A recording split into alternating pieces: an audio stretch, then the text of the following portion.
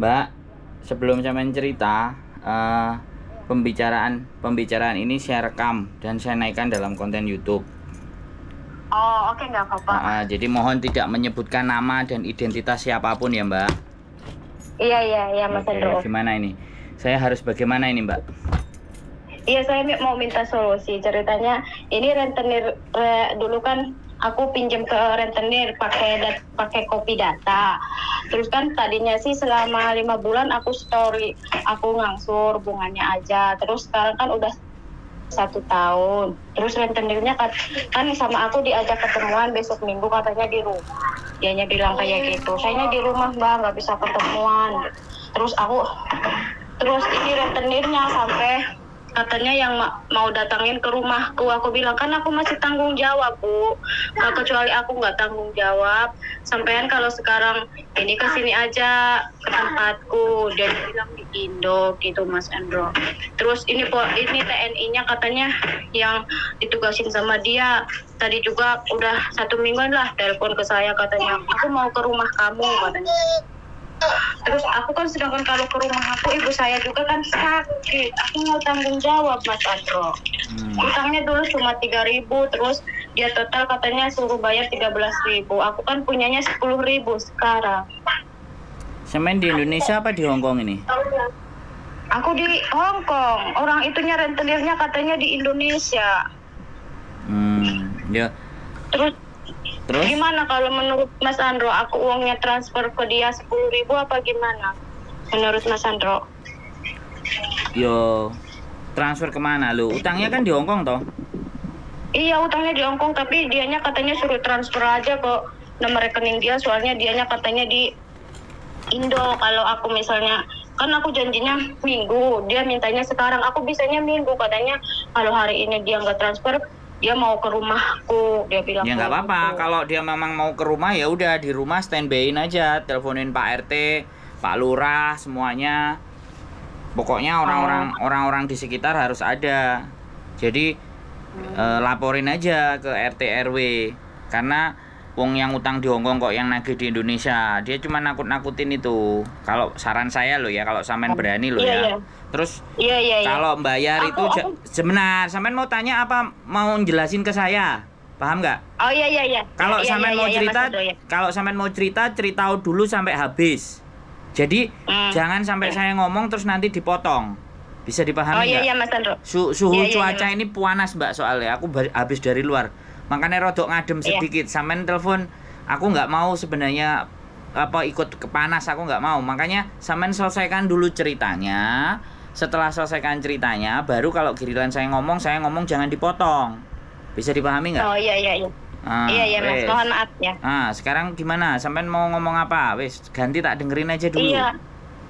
Iya, maksudnya aku mah kalau dia ke rumahku, aku mah yang ditakutin ibu, soalnya ibuku kan lemah jantung, Mas. Yang ditakutin ibunya sering, ibu saya kan sakit. Aku takutnya kayak gitu.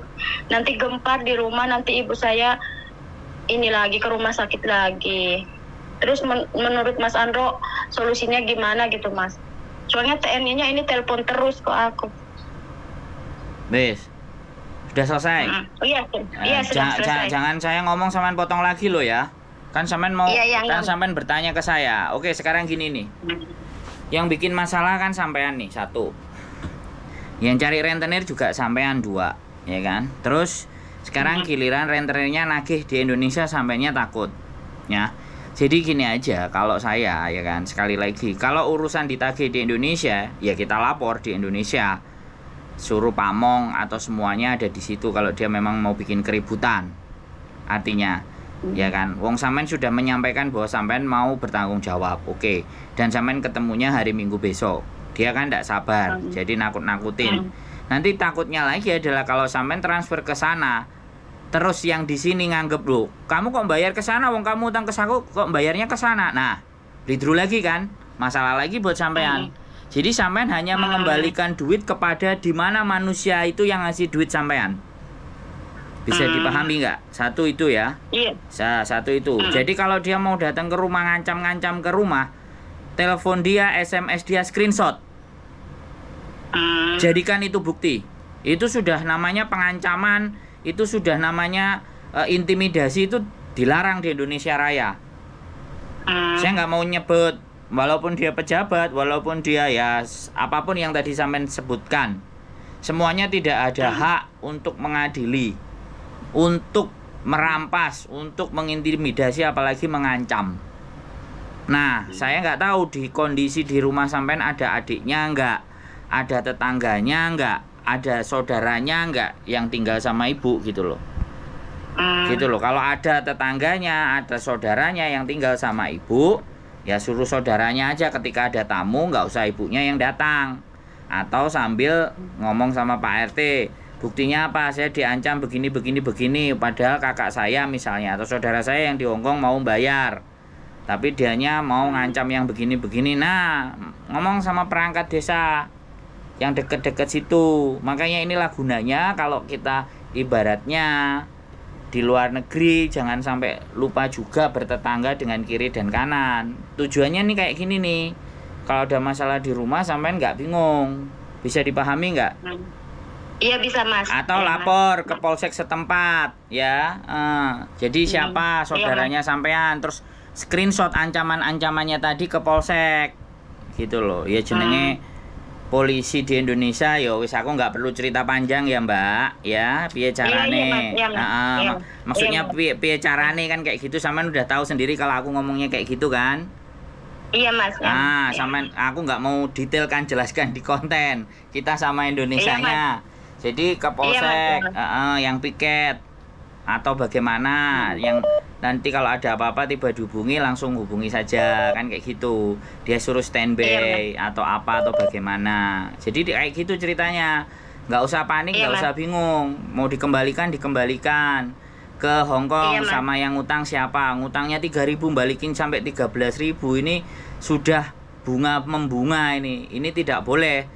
Aturan bunga di Hongkong itu tidak melebihi 30% dalam 1 tahun. Nah, kalau sampean berani ngelaporkan ke polisi, aku sudah punya polisi juga.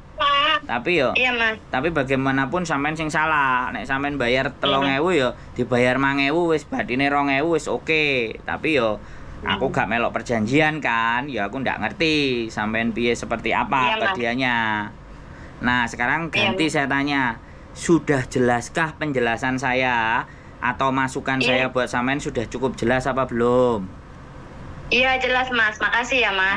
Wis gak bingung meneh kan? Iya nggak bingung, nggak pusing lagi sekarang Mas. Tadi Mas saya juga pusing. Oke, Pamong.